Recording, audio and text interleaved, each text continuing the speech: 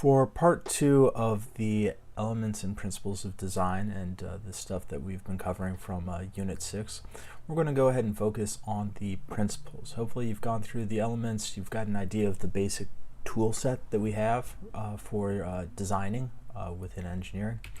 And we're going to go ahead and start talking about how to not just have the tools, but how to use them.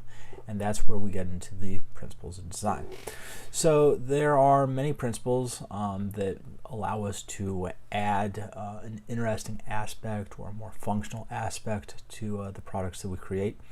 And in terms of the artistic side as well as the engineering side, we're basically boiling it down to 7 key concepts.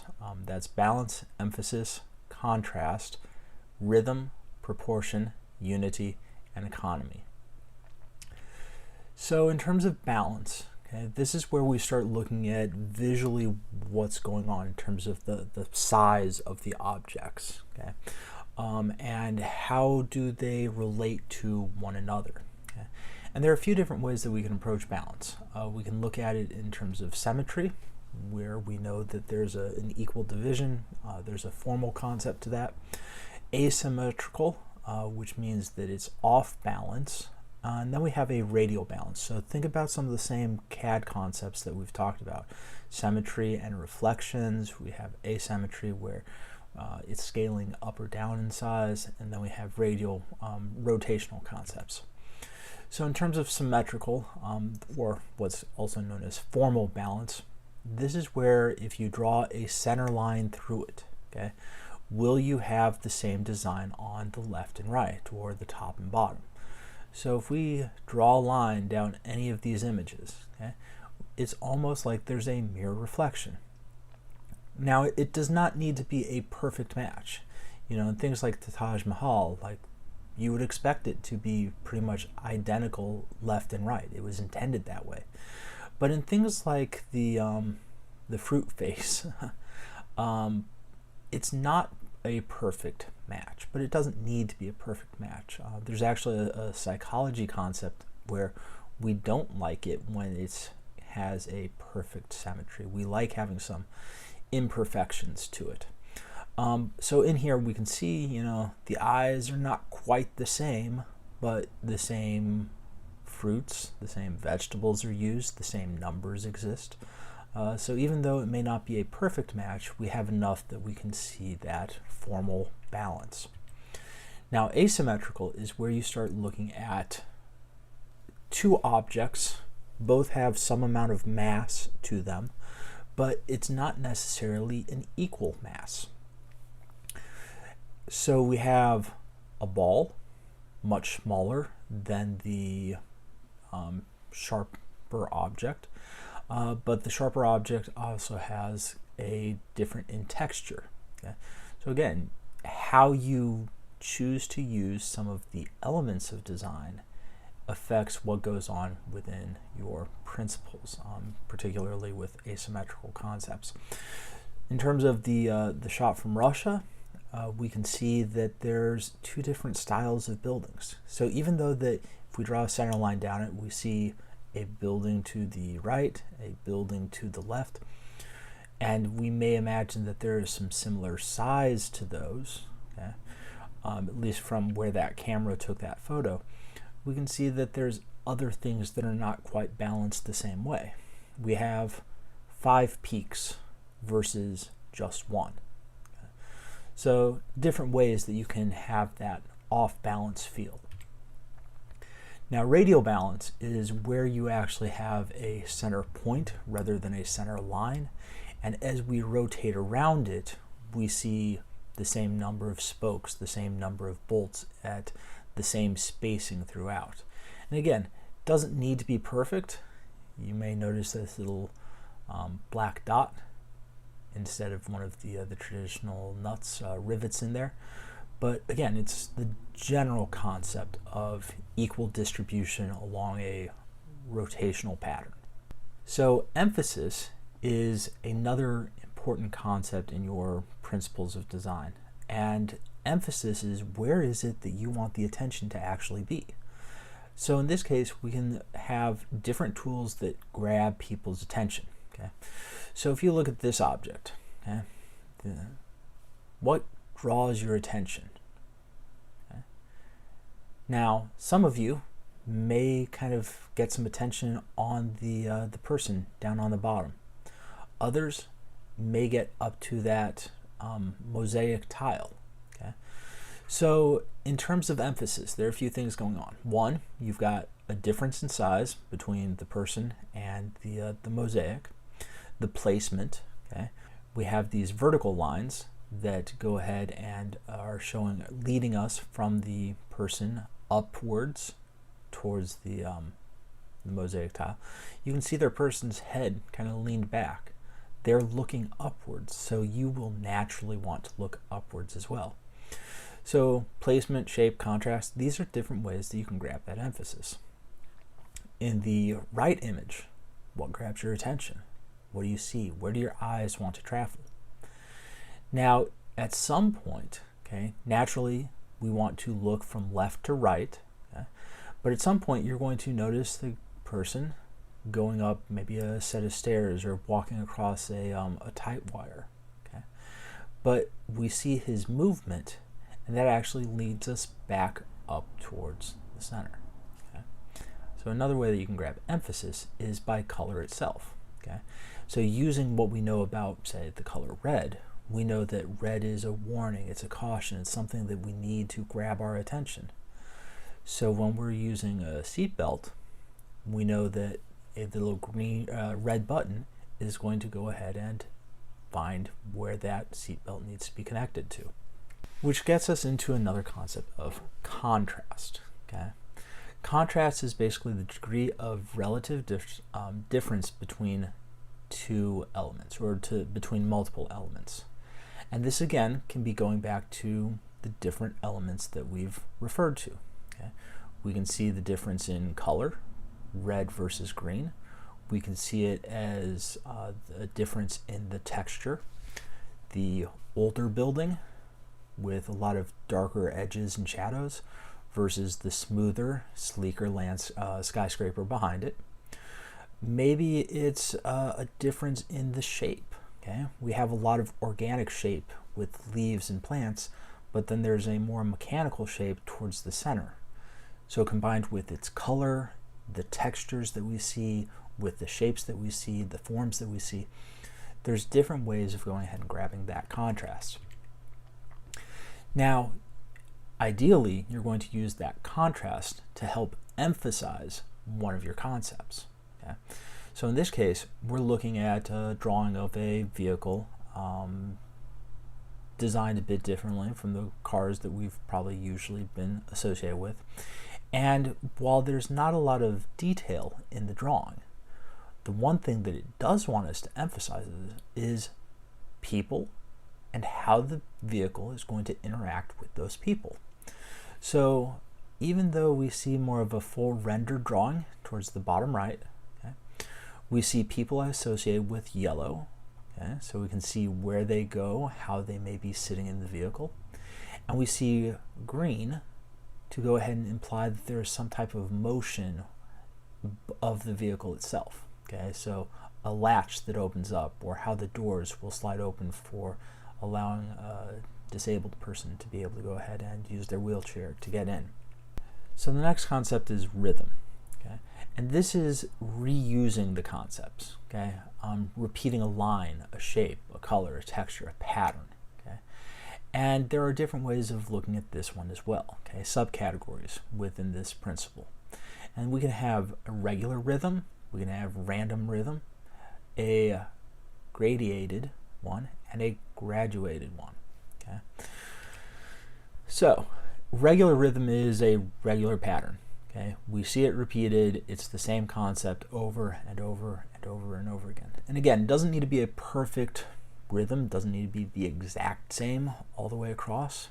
If we look at these tiles, okay, there's some variation in them. Some of them have a darker border, others have a thinner border. Okay? Some of them may not have the exact same shapes or use a different color. Okay? But the pattern of the diagonal bricks to the square tiles stays consistent both vertically and horizontally. Whereas with the buildings, which were probably built at the same time, they have multiple ways of showing the same patterns, okay? The same building followed by the same building followed by the same building. But how they use lines, how they use horizontal and diagonal lines, okay, is still going to affect how it's repeated. Random rhythm is where we may use the same concept, but it's left in different ways. Okay?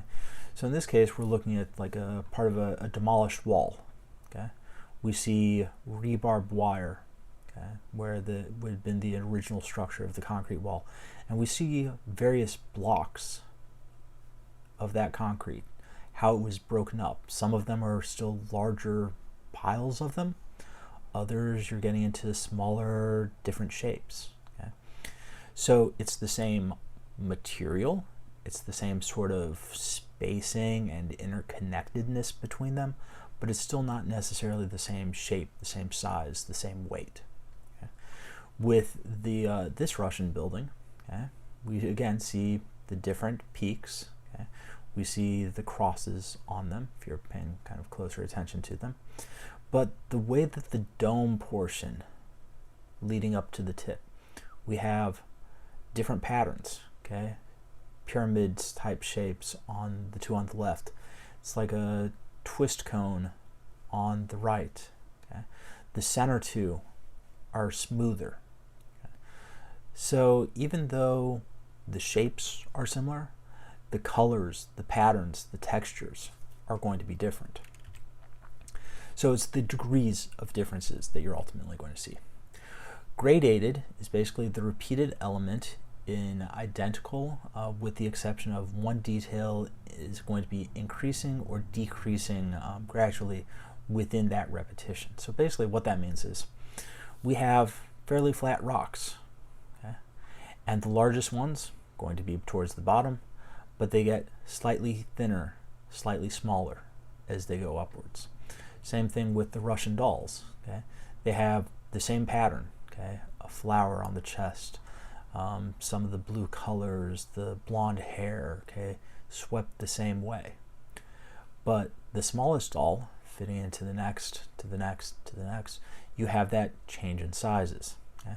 The same thing happens even in kind of a Chinese tower, okay, a Japanese tower. We see the same number of hanging lanterns, okay, on each level, but the spacing between them and how it's expanded outwards is increasing as you're getting closer to the base. Okay.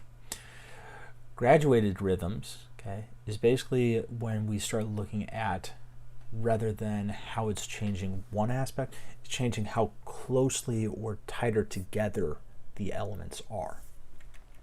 So in this case, we see a lot of dots towards the bottom left, a lot of darker hues, okay, more solid yellows and greens.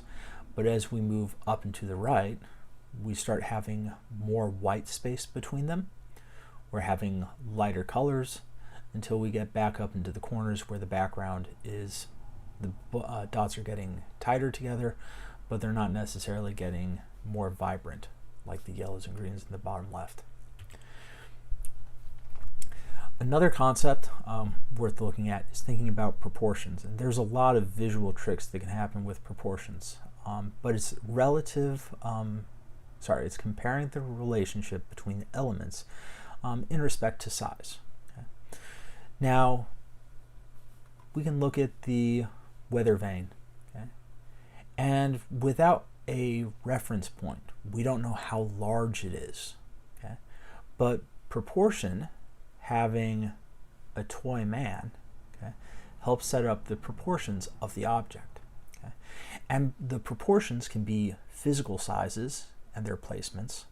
We can also think about what happens with the vanishing point as we look out towards the horizon. Okay?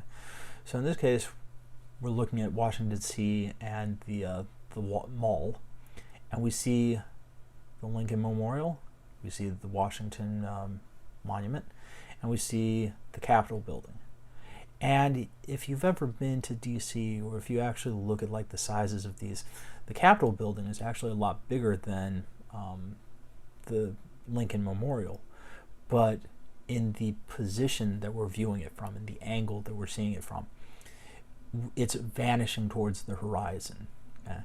So that's part of the scale and proportions. And as you go back to what we talked about with drawings and sketches, proportions is one of the most important concepts when you're actually sharing your designs. So unity is probably one of the more key concepts here, because it's how do we actually use all of these design elements together. Okay? We have up here a radial balance. Okay?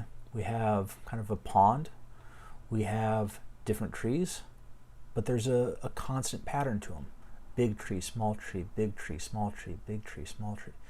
And it continues around the pond. Okay? So we have a radial balance. We have a change in our proportions. Okay? We have kind of the elements, okay? The smoother interior circles, the smooth kind of reflective nature of the pond itself, but then we have the more organic shapes leading outwards. In other objects, so another take on the Russian dolls, we can see that they all have the same general form and shape, but the way that they're painted, we have a change in colors. And we have some asymmetry in here. Okay? We see most of these are female, Russian dolls, but there's a Santa Claus stuck in there. And when you think about that, there is something unusual. It can capture your attention. Okay? So it's how do we combine those different elements and principles together to go ahead and create a stronger concept.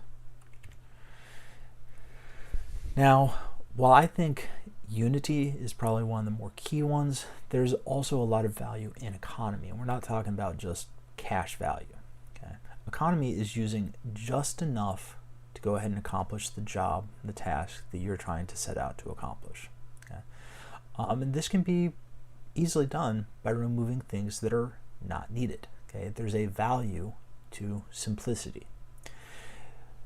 Looking at this image, what do you see? What do you suspect it's of? We're not that actual focused with the post-it note. Okay? We're recognizing that that square is going to be the door to a gas tank, okay, for a vehicle. Okay? Could be a car, could be a truck. But we're recognizing between what we know about the texture, the smooth layout of a car, the reflective colors, okay, some known shapes, and seeing something so iconic as an empty versus full tank of gas, the indicators that we see on the dashboard, we're able to go ahead and quickly analyze this as a car rather than just a sticky note on a wall. That economy goes a lot into what you do with your sketches, okay, as well as what happens as you continue through your design process. So remember that in 5-second sketches or a 50-second sketch, okay, you're not trying to capture every single detail. You're trying to capture enough information that you can communicate the idea, and if the idea is a good one, if it gets through the design phase where you have the most important result of your decision matrix, okay, you're able to then develop those details that we're ultimately going to care about in the final product. Okay? And again, it goes through a lot of different stages. The car sketch on the bottom, okay, that wasn't a 5-second sketch. It probably wasn't even a 5-minute sketch. They did take some time going ahead and putting in some of the colors, the hues that we see, the value in terms of brightness, seeing what's going to be reflective versus where we're going to be seeing kind of the darker tires. Okay? But it doesn't go into every single detail that could go into a fully rendered car in a CGI movie. Okay? We only see a rough sketch of the driver. Okay? We don't even see the body or their legs. We're only seeing a rough head as part of the proportions that are shared in this. Okay? So, As you move forward, the assignment that you're going to have is basically going to be a scavenger hunt. But in engineering and in design, okay, it's important that you understand what the elements and the principles of design are. How do you not just know what the tools are, but how do you use them efficiently?